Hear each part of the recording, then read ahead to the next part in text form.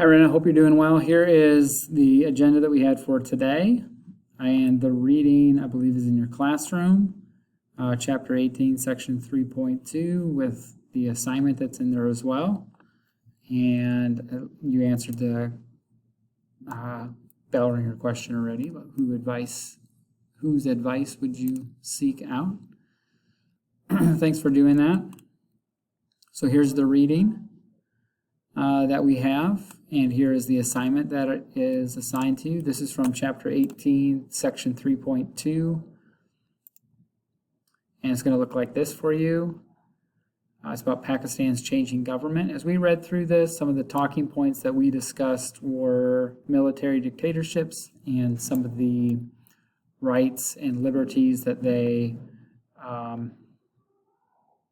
take away from people and what that happens or what that does to people, and even why or how military dictatorships can, right here over here it says, under military power, Pakistan experienced prosperity. So we talked about how sometimes under military dictatorships, places can prosper for a little bit of time, but sometimes struggle to maintain that complete control. The assignment that you have in your classroom looks like, that's 3.3. That was the wrong one. That's for tomorrow. Assignment in your classroom is right here. And it is a timeline. And you got to list the event that takes place during that time period, the main event from our reading. And you may have to create if you want to type it out, maybe if you want to print it, you just write it on there. But you may have to create a text box to be able to do that. Just come up here, create your text box, and write the event in.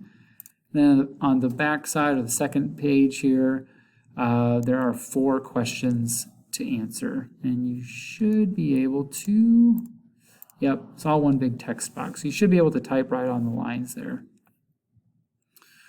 That's going to be due for tomorrow, and then when we come back to class tomorrow, we're going to finish up the last section, which is going to cover Bangladesh and some of the challenges that that country is facing due to rapid changes occurring there.